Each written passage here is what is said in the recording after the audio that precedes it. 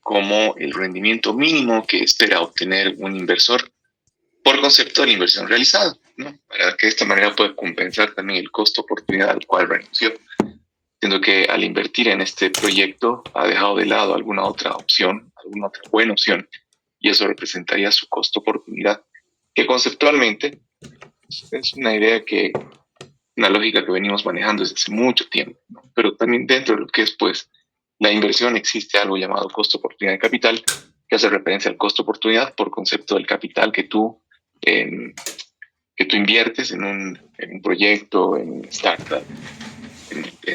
¿Okay? A ver, las interpretaciones del costo de oportunidad de capital, bueno, aquí se vienen cosas medio álgidas, diferenciar, por ejemplo, la tasa de descuento y lo que es el costo de oportunidad de capital, ya, pero a ver, veamos. Por un lado, el COC, o costo de oportunidad de capital, representa la rentabilidad o el rendimiento mínimo que una empresa un inversionista estaría dispuesto a recibir por el proyecto que va a llevar a cabo. Pero también se lo puede interpretar desde la lógica de tasa de descuento o tasa de actualización, que es lo que te va a permitir actualizar los montos de dinero futuros en el valor presente. Entonces, por ejemplo, mediante el uso de la tasa de descuento, tú lo que vas a hacer es operativizar indicadores financieros como el BAN, bueno, el TIR no tanto, y algunos otros indicadores. Bueno, la verdad es que el único indicador que en estricto rigor sí está registrado, que utiliza, por ejemplo, lo que es nuestra tasa de descuento, es el BAN. La tasa interna de retorno no. Ahora sí lo utiliza como factor de medición, factor de parámetro del TIR, ¿no? A la tasa de descuento, pero para el cálculo del TIR como tal no se toma en cuenta en estricto rigor la tasa de descuento, a menos, o sea, que quieras aplicar un TIR-M, un TIR modificado. Y lo mismo, hay gente que utiliza esta noción de el valor del dinero en el tiempo justamente para hacer cálculos de algunos indicadores como, qué sé yo, el payback, famoso PRI, pero o sea, hasta qué punto es correcto eso, ¿no? Siendo que, repito, el valor actual neto tendría que ser el único indicador financiero que implemente lo que es nuestra tasa de descuento. Es por eso que también es el más importante de todos. Pero no únicamente las interpretaciones del COC se dan a partir de la rentabilidad mínima o de la tasa de actualización que te va a permitir actualizar al día de hoy el dinero futuro, ¿no? Sino también, por ejemplo, no sé si han escuchado acerca de indicadores como el valor económico agregado, ¿no? Que te permite justamente valorar el proceso, te permite llevar a cabo procesos de valoración de empresas, ¿no? Que es bien, no lo vamos a ver acá, también es otra de las interpretaciones que se le puede dar a este elemento tan importante que nosotros vamos a aprender durante los siguientes minutos. Ok, bueno, esto ya es, me parece, algo conocido por ustedes, famoso KPM, modelo de fijación de precios de activos de capital, modelo que la verdad tiene bastante tiempo, ¿no? Así es, William Sharpe, el que ha presentado este modelo justamente para medir los niveles de rendimiento mínimo que se podría considerar como aceptables al momento de llevar a cabo, por ejemplo, una inversión o no sé, llevar a cabo algún emprendimiento o algún proyecto. Entonces, es una herramienta importante, no digamos que es la más nueva, ni es la única, porque de hecho para medir los niveles de rentabilidad mínima hay varios métodos, pero bueno, aquí como que el que más se maneja y el que les quería enseñar yo es justamente este, que con seguridad solamente les va a permitir un poquito reforzar cosas que ya han visto en alguna otra materia, imagino, finanzas. ¿Okay? A ver, veamos. El enfoque de costo-oportunidad patrimonial, famoso KPM, viene dado por esta ecuación, donde el costo of equity, el costo del patrimonio, es igual a la tasa libre de riesgo en el corto plazo, más la rentabilidad del mercado menos la tasa libre de riesgo a largo plazo, multiplicado por el coeficiente de volatilidad. Ahora, muchachos, por si acaso, aquí a veces suele confundirse y te dicen, o bueno, por lo menos se suele mencionar que la tasa libre de riesgo es la misma acá que acá. En realidad son dos cosas distintas. La tasa libre de riesgo que se encuentra dentro de esta expresión al inicio, o esta que estoy señalando ahorita con el puntero, es la tasa libre de riesgo a corto plazo. Es la tasa libre de riesgo que está relacionada con la tasa de maduración de un proyecto. Ponte, si son 5 años, esta es la tasa libre de riesgo a 5 años. En cambio, esta que está en itálicas es la tasa libre de riesgo a largo plazo.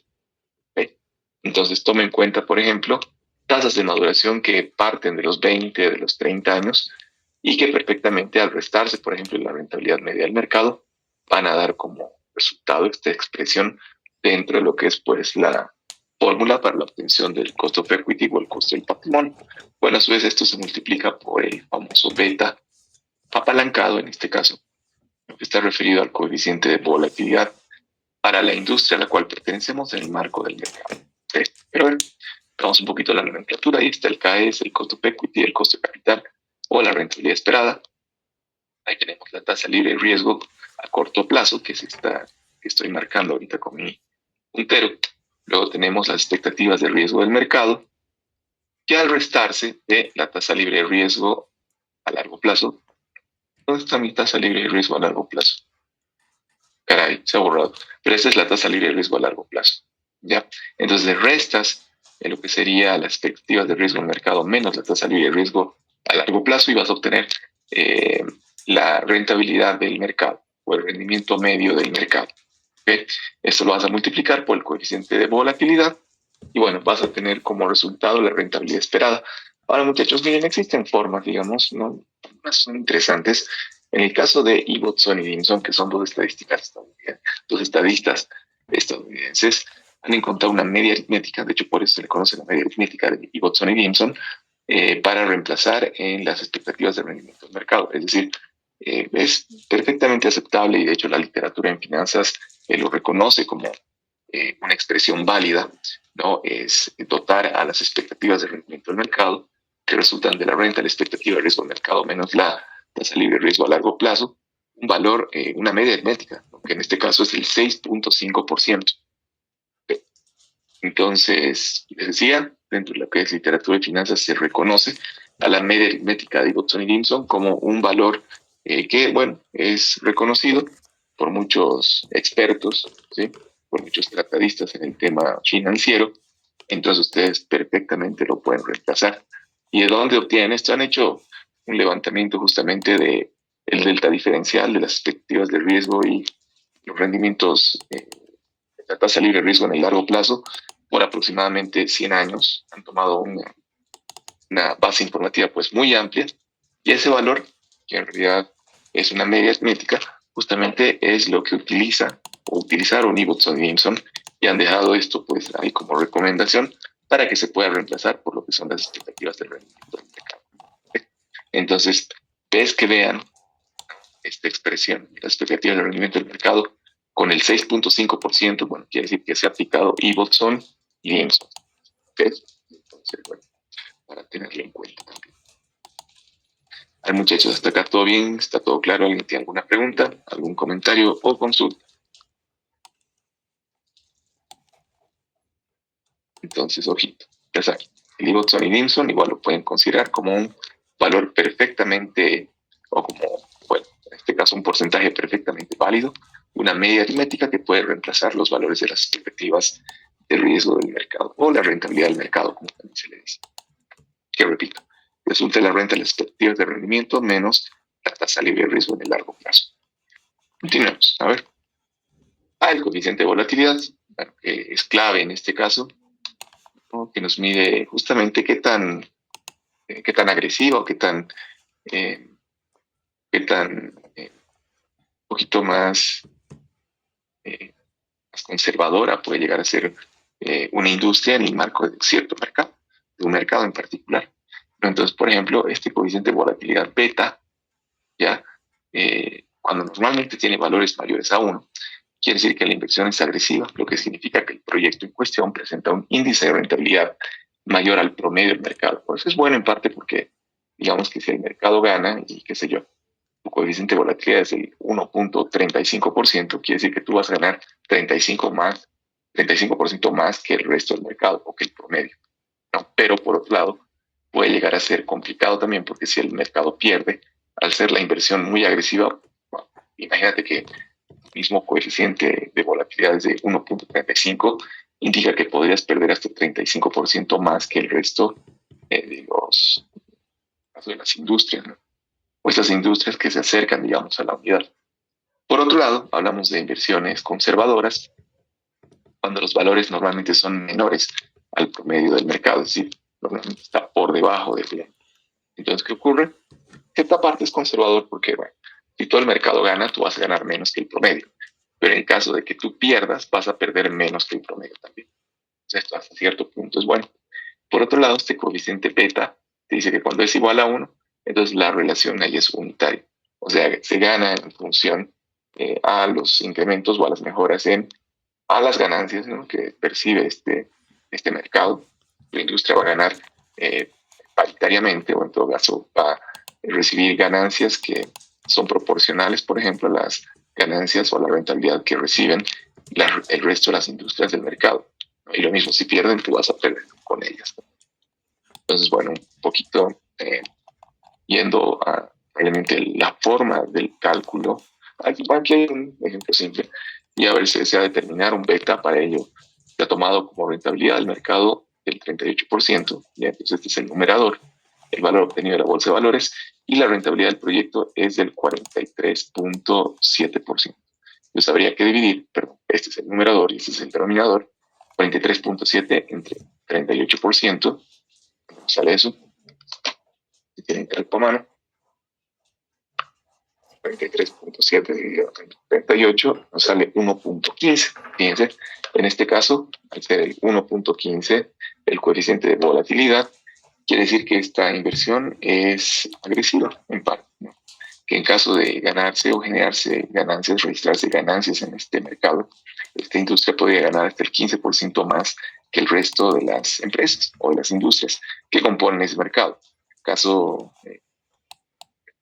dice, contradictoriamente empático o contrafactual, en caso de que pierda industria, el mercado, en realidad, esta industria podría perder hasta el 15% más que el resto de las empresas o las industrias que componen este mercado. Ya entonces, bueno, en realidad, la forma de obtener este coeficiente de volatilidad, ya muchos lo conocen, aunque no es la idea mucho de este curso, es mediante la ecuación de Albert Hamada. Entonces, es una ecuación de desapalancamiento, ¿no?, donde el beta propio, en este caso de las empresas, lo vamos a dividir entre 1 más 1 menos la tasa de impuestos multiplicado por la deuda dividido entre el patrimonio, ¿no? Y una vez que desapalancas, digamos, no sé, tienes 5 empresas que van a ser ahí tu referente, que tú has utilizado para justamente apalancar, desapalancas todas y luego hayas, no sé, hay gente que utiliza la mediana, por ejemplo, como el valor promedio de la beta desapalancada. Yo utilizo la media en el entendido de que son, bueno, valores distintos. Cuando de repente existe mucha variabilidad, en todo caso existen datos que son muy dispersos en relación a la media, digamos que es mucho más conveniente utilizar la mediana, pero cuando los datos están cerca, digamos, no sé, son parte de una distribución normal y se encuentran cerca de la media, entonces es mucho mejor o es mucho más conveniente utilizar la media como tal. ¿Ya? Entonces tengan en cuenta que al final la mediana no es ni siquiera una fórmula, es simplemente es un cálculo un poquito, es decir, subjetivo, pero sí muy sencillo acerca de una media tendencia central que no es decir que carece de rigurosidad, pero sí evidentemente ahí la media, cuando los datos sí son similares, es mucho más conveniente de aplicar. Pero bueno, siendo que utilizamos la mediana, utilizamos la media, entonces, bueno, apalancamos luego en este caso el beta, ¿no?, mediante la ecuación de Hamada, pero en este caso ya no como una relación o como un cociente, sino como un producto. Multiplicamos el beta que está desapalancado por 1 más 1 menos los impuestos y lo multiplicamos por, una vez más, la relación deuda-patrimonio, y esto va a dar como resultado tu beta apalancado. No, bueno, en realidad no vamos a indagar en esto porque vamos a utilizar el dataset de Damodaran. Es alguien que se encarga de hacer el cálculo de esta beta apalancada. Creo que cada 3 meses actualiza la información de su dataset, que es de la Universidad de Nueva York. Ya, pero bueno, ahí les dejo esto, la idea era tocarlo. En todo caso, de este ejercicio hay miles en internet. Estas formulitas de Albert Hamada están manejadas pues por todos lados, y realmente tienen curiosidad al respecto, les invito a que puedan googlear. Como les digo, o sea, no es necesario ahorita indagar en esto.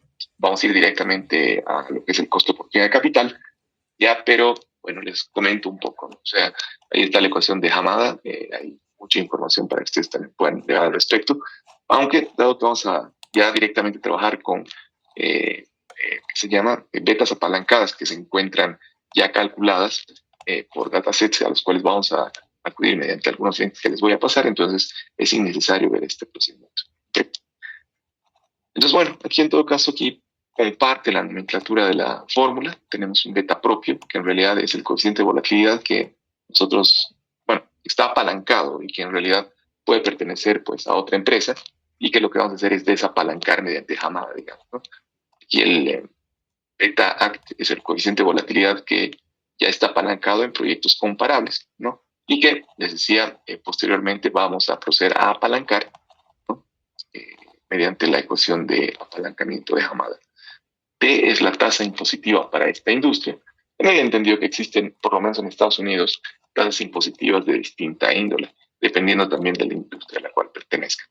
Y bueno, esta es la relación deuda a fondos propios o deuda a patrimonio, que es un coeficiente que se tiende a multiplicar tanto por el producto como por el denominador, dependiendo de si esta ecuación es de desapalancamiento o apalancamiento. Pero bueno, creo que aquí estamos indagando mucho, muchachos. Aquí la idea no es meternos a jamada, repito, esto simplemente información que estaría bueno igualmente tener como eh, complemento, digamos, a lo que nosotros vamos a ver ahora. ¿Sí? Normalmente siempre enseño jamada, pero este año, a ver, vamos a hacerlo más práctico.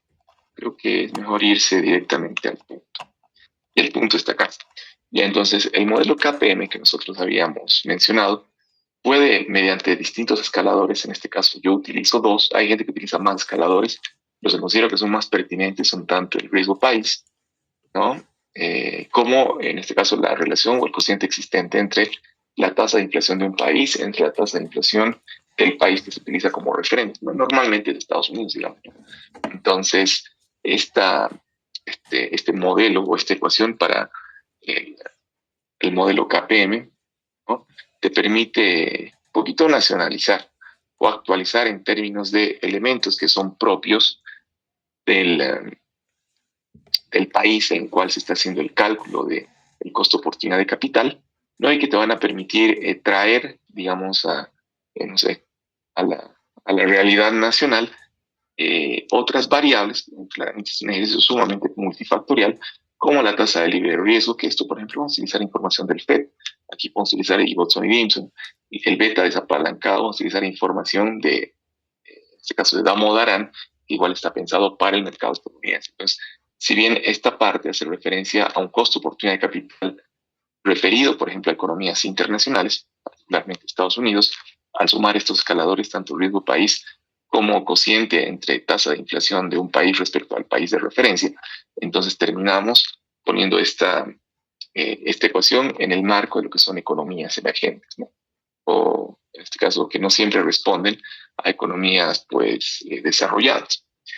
¿Okay? Entonces, bueno, aquí fíjense, la nomenclatura es lo mismo, lo único que estamos aumentando es el riesgo país, ya que al generarse un producto, ¿no? Con la relación entre inflación del país, entre la inflación del país parámetro, que en este caso debería ser Estados Unidos, ahí sumamos y obtenemos un cost of equity o un costo del patrimonio, ¿no? Que vamos a utilizar como costo oportunidad de capital. Entonces, bueno, sé que hay gente que utiliza más escaladores. En este caso, considero que con dos tenemos suficiente. ¿De acuerdo? Pues no sé si alguien quiere comentar algo más, alguien tiene alguna pregunta o alguna consulta. Ya, vamos a ir con ejercicios, ¿ya? Porque eso es lo que puede entrar al examen, digamos, ¿no? Y esto es importante.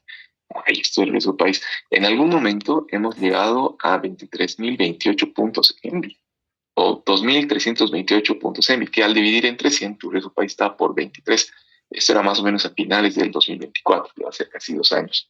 No, hoy en día está, bueno, bastante más bajo el riesgo país, pero bueno, tampoco se ha actualizado, digamos, ¿no?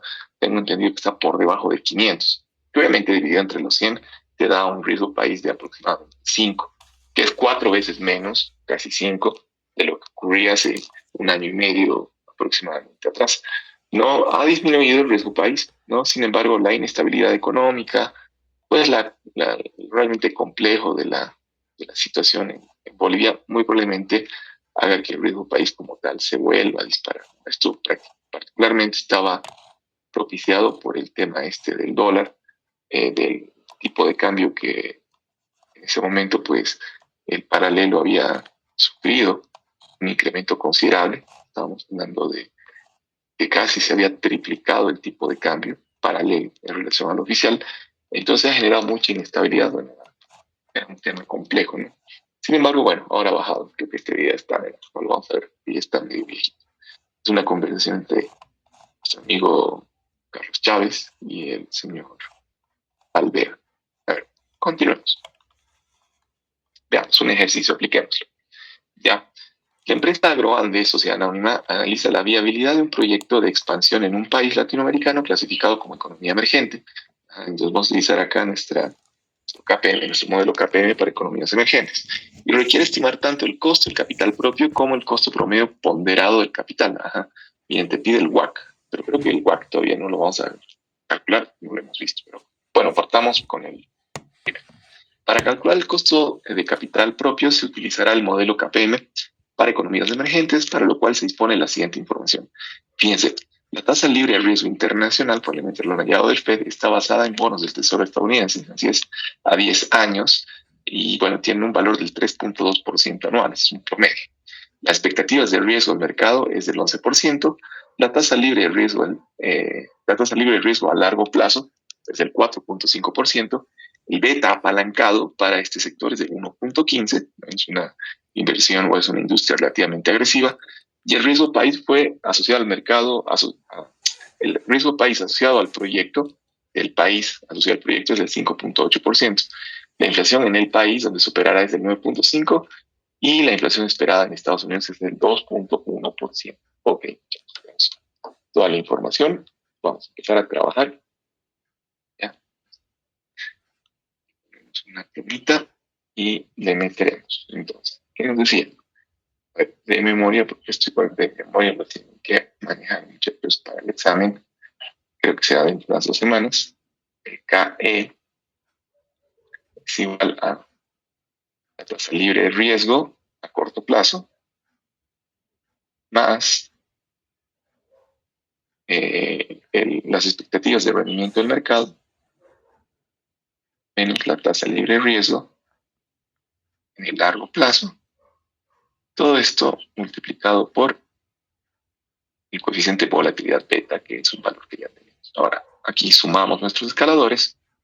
Ya el primer escalador es el riesgo país más 1 más la inflación. En este caso es la inflación del país en cuestión, el país X, digamos, entre 1 más la inflación del país parámetro.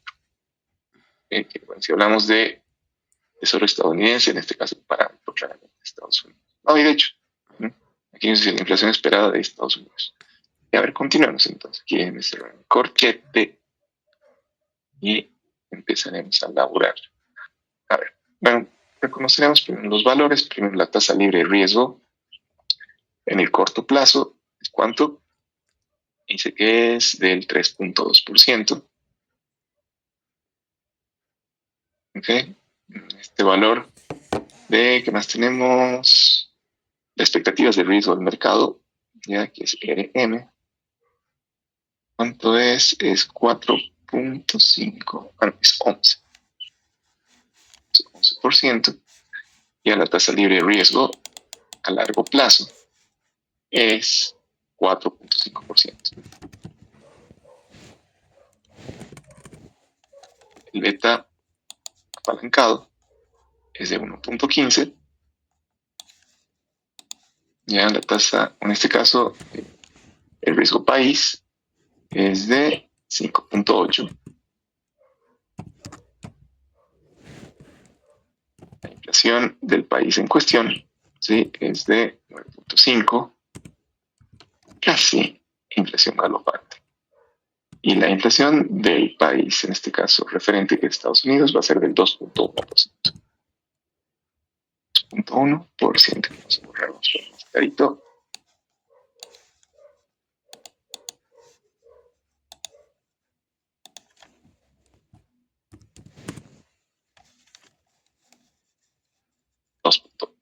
¿qué hacemos, muchachos? Simplemente reemplazamos cost of equity es igual a, sería 3.2%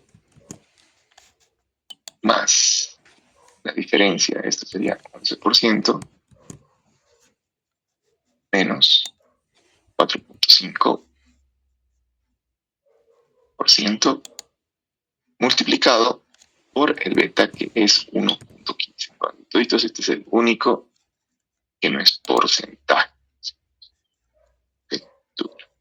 A esto, muchachos, le vamos a sumar la tasa libre de riesgo, que para el caso es 5.8%, más 1 más la inflación, que está en el 0.5%, entonces sería 0.095 dividido entre 1 más 2.1%, 0.02. ¿Ok? No se van a descuidar, esto hay que volverlo número, o sea, sería 0.058. Acá lo mismo, la resta, que para este caso es 6.5%, sería 0.065 y esto sería 0.032. A ver, muchachos, ¿qué dicen? ¿Cuánto le sale su cost of equity? O el CAE, el costo del patrimonio. ¿Quién tiene el valor? Pues el cálculo también es 0.2. 11 menos 4.5, 6.5 por 15, 5.8 por 1. Directamente, 1.095 dividido entre 1.021. A ver, me van a confirmar si le sale lo mismo. Aquí está, sale 16.8954%. O bueno, lo que es lo mismo. ¿Le salió? Ahí está, en parte le salió. Esto sería 0.168954. Buenísimo. Entonces, ¿qué tenemos? Bueno, en caso de que no nos estuviésemos prestando plata, digamos, ¿no? Entonces el 16.8954 debería ser 89, sí, 89. Sí, 16.9. Ya, 16.8954 sería el costo oportunidad de capital, lo menos que nosotros estaríamos dispuestos a recibir por llevar a cabo un proyecto bajo estas condiciones. Sin embargo, la pregunta de rigor, ¿cuál es? ¿Qué pasa si yo me estuviese prestando plata? Estuviese prestando plata para quizás, qué sé yo, el total de la inversión no va a poder ser cubierto por fondos propios y voy a proceder a prestarme dinerito, no sé, de un tercero, ¿ya? Va a tener aporte externo y capital. Entonces, ahí es cuando entra en juego el siguiente concepto. El costo de capital promedio ponderado, también conocido como el famoso WACC, o Weighted Average Cost of Capital. ¡Wow! ¡Qué buen concepto! A ver, ¿qué nos dice?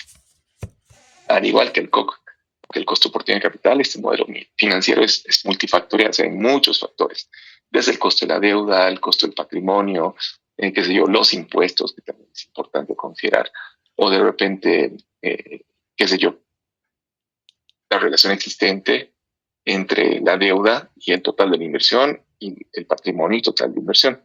Entonces, bueno, este costo promedio ponderado, ¿sí? Considera tanto la deuda del patrimonio, les decía, también la deuda del patrimonio, el patrimonio como tal, ¿no? Y bueno, se utiliza ampliamente en el ámbito financiero, sobre todo para evaluar la viabilidad de un proyecto de inversión que ha incurrido en préstamo, ¿no? O en un monto de dinero, en aporte externo, que sí o sí, tu dinero, o en todo caso, no ha alcanzado para financiar ese proyecto, te estás prestando platita. Bueno, más allá de que no haya alcanzado, es decir, simplemente prestarte plata. Entonces, para acentuar un poco esta idea de lo que es el cost of equity o el costo del patrimonio, habría que pasar sí o sí por el filtro de lo que es el costo de capital promedio ponderado o el famoso WACC. Entonces, si no te prestas plata, bueno, con el anterior cálculo estás bien. Sin embargo, si existen préstamos, los préstamos van a empujar a que, bueno, justamente sí o sí debas aplicar esta fórmula. Ahora, ¿cuál es la fórmula? La fórmula del WACC, ahí ustedes la pueden ver. Si resulta de la suma de, por un lado, acá tenemos esta expresión que corresponde a todo lo que es deuda. Entonces aquí está, por ejemplo, el costo de la deuda, están los impuestos, por ejemplo, está la deuda o el cociente o la relación entre deuda y el total de la inversión. Y por otro lado, aquí tenemos todo lo que corresponde a patrimonio. Aquí está el costo del patrimonio, ¿sí? Está el patrimonio como tal, que genera un cociente, no con el total de la inversión. Entonces, este es el famoso WACC, ¿ok? Esta es la ecuación que nosotros, la fórmula que vamos a utilizar para una vez que nuestro proyecto, que es el caso de este curso, porque todos los proyectos están o cuentan con aporte externo, sí o sí, su costo oportunidad de capital va a tener que pasar por el WACC. A ver, continuando el ejercicio anterior, en realidad, nos decía, para completar el análisis financiero de la empresa, también requiere determinar el WACC del proyecto anterior.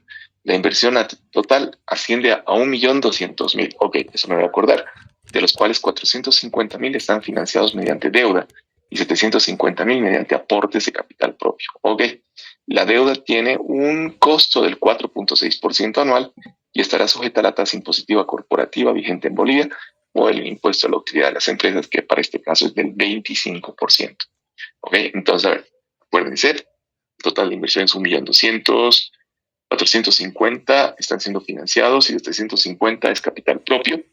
El costo anual es el 4.6, ¿ya? Y la tasa impositiva es del 25%. Ok, vamos a volver acá atrás. Vamos a anotar, vamos a ponerle otro color. Equivocarnos. Entonces, lo primero, tenemos que el WACC es igual al costo de la deuda por 1 menos el impuesto, y esto multiplicado por... Disculpe. Sí, adelante. Sí. Tal vez cometí un error con mi calculadora, pero a mí el costo de capital no me salió eso. Hay que revisar su costo de capital, señor. Hay que revisar su calculadora o sus cálculos. A ver, les voy a pedir que me levanten la mano o que simplemente un dedito hacia arriba quienes han logrado llegar a este resultado. Por ahí solamente es cosa mía. Hay 1, hay 2, hay 3, 4, 5, 6, 7, 8, 9, 10, 11, 12, 13, 14. Creo que hay que revisar ahí un poquito el manejo de la cálculo, señorita. Está bien. Licenciado, sí. Creo que en la fórmula, en lugar de un signo más que está en lo que está en rojo, era la multiplicación antes de entrar a lo del país y de lo de Estados Unidos. Esto es multiplicación, me dice. Sí, según sus diapositivas. A ver, no, esto en realidad es suma, no puede ser multiplicación. Y si es multiplicación, está mal. O hay un error ahí. Es más, mire, señorita. No, después del riesgo país. Sí, es multiplicación, correcto. En lo que usted dice estaba con signo positivo, quizá por eso a mí tampoco me sale. Sí. Sí, ese es el error. Correcto. Gracias, señorita, por la observación. Sí, es correcto. Esto lo hemos multiplicado. Está muy bien. Ya, está muy bien. Esto es igual multiplicación. Sí, esa observación sí está bien. Esto es más. Sí, pero este valor al interior sí era multiplicación. Gracias por la observación, señorita. Es correcta su observación. Ok, bueno, continuemos. Entonces, para el WACC, esta expresión, ¿no? Nosotros vamos a sumarla a lo que es el riesgo país, ¿ya? Que a su vez sí está multiplicado. No, que el riesgo país, bien, estoy hablando del otro ejercicio, sorry. A ver. Me he quedado con el WACC en la cabeza.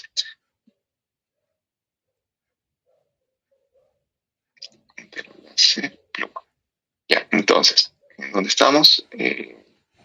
Estábamos acá, en el WACC.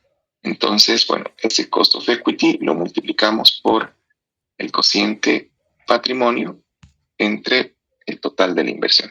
Ya, a ver, si me acuerdo, esto era 4.6, si me acuerdo, si mal no recuerdo.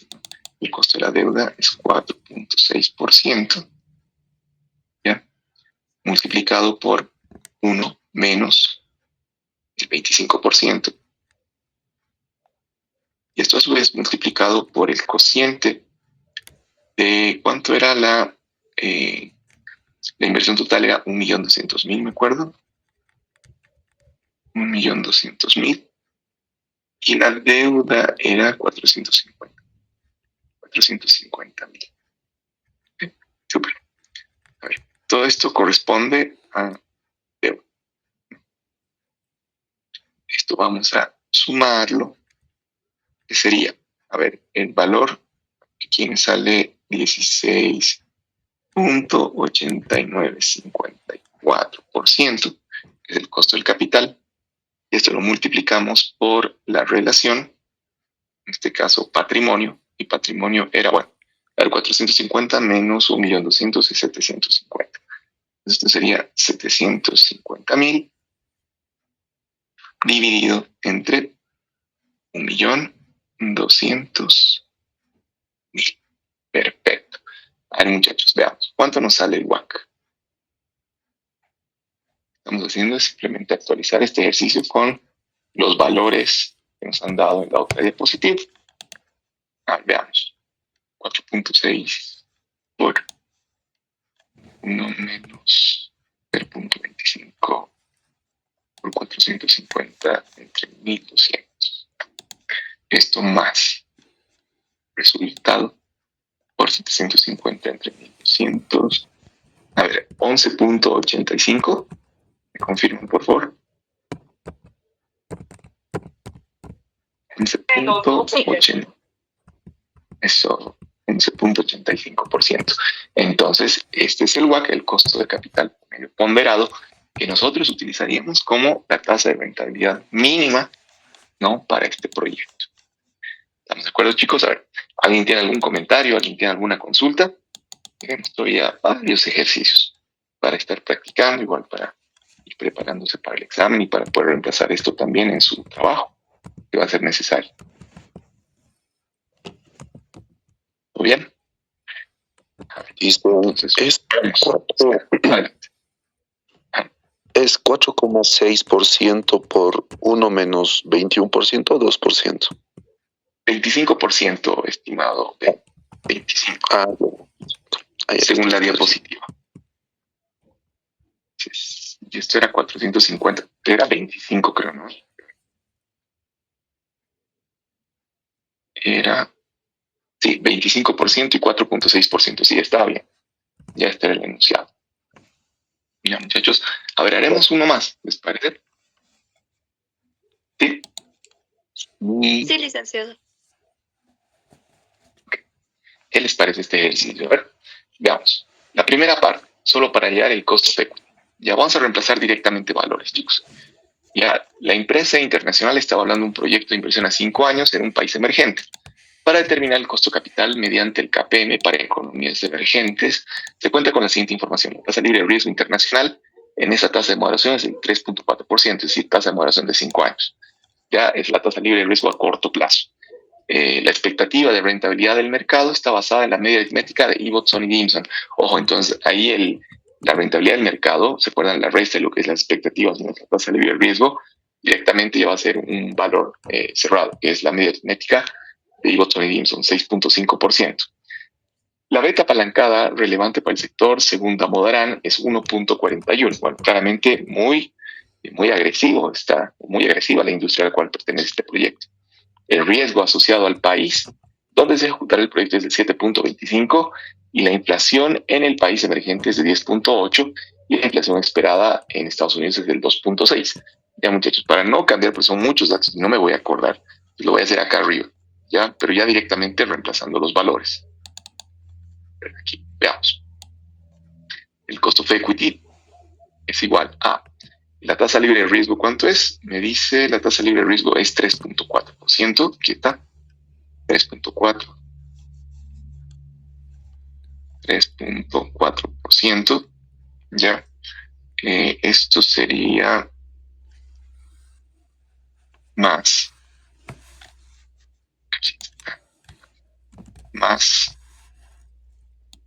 Ibbotson y Dimson.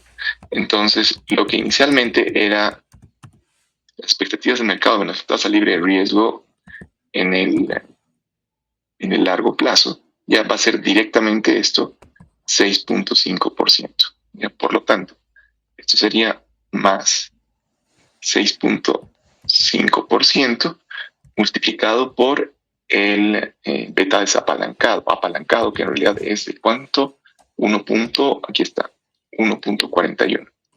¿Sí? 1.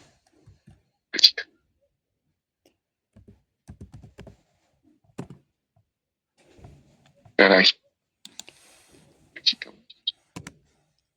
Esta pizarrita. Esto por 1.41. Ya. Super. Esto lo vamos a sumar por el riesgo país. ¿Cuánto es mi riesgo país? Para este caso, mi riesgo país sería de... Aquí está, 7.25.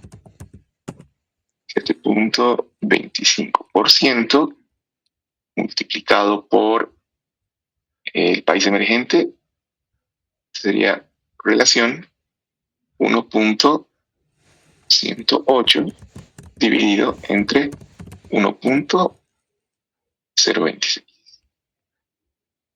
1.026. Perfecto. A ver, muchachos, ¿cuánto les sale el costo FECU? Veamos. 3.4 más 6.5. No, al revés, 6.5 por 1.41. Ok, más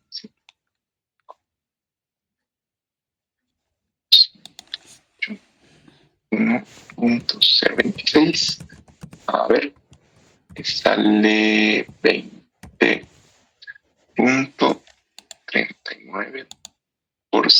¿Me confirman, muchachos? ¿Quién nació con este resultado? ¿Salió? Buenísimo. Entonces, ese es el costo de... ¿Okay? Ahora, ya teniendo este valor, el costo de oportunidad de capital, bueno, en realidad el costo del patrimonio, ¿qué más nos pide este ejercicio? Ahora, la inversión total requerida por el proyecto asciende a 720,000, financiada con 220,000 y deuda por concepto de 500. Okay. La deuda tiene un costo de 9.2, es el interés, digamos, y está sujeta a una tasa impositiva del 25%. Ahora, con esto ya el WACC. A ver, lo mismo, muchachos, para no tenemos aquí mucho espacio, hacer el cálculo acá directo del WACC. Ya, esto sería, bueno, primero el costo de la deuda es 9.2%.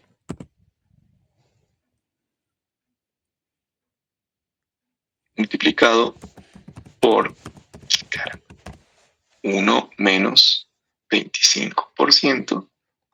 Y a su vez, esto multiplicado por, esto sería, la deuda es 220 entre 720. 220. 220,000, dice, por si acaso. Entre 720. Borra los ceros. Ya. Esto más, acabo de hallar, que es 20.39.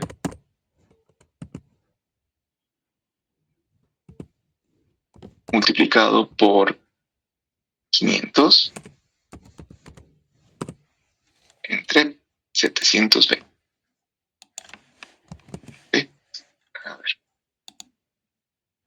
Veamos cuánto sale esto.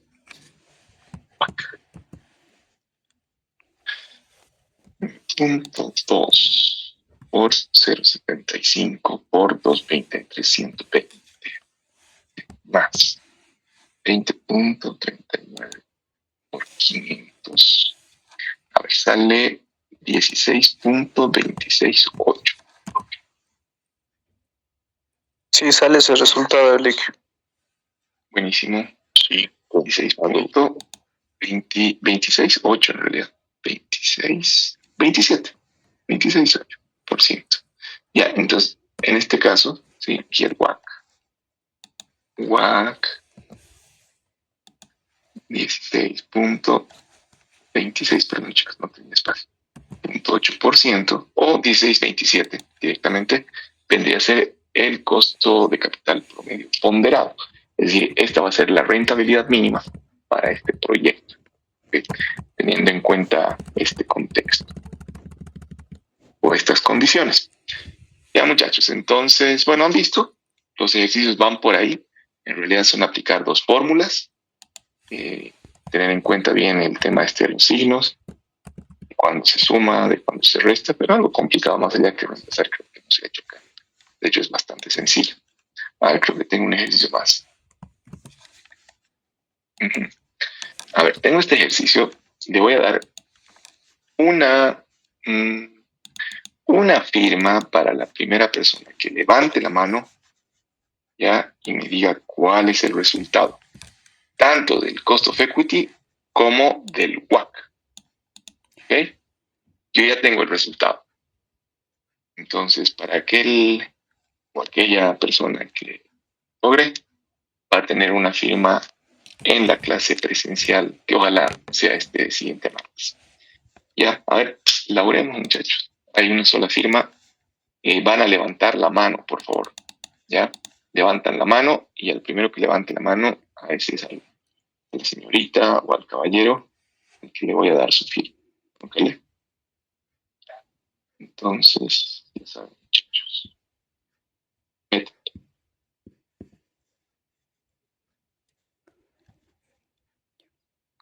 Tómenle una captura de pantalla, por favor, a la diapositiva. Voy a dejar de compartir.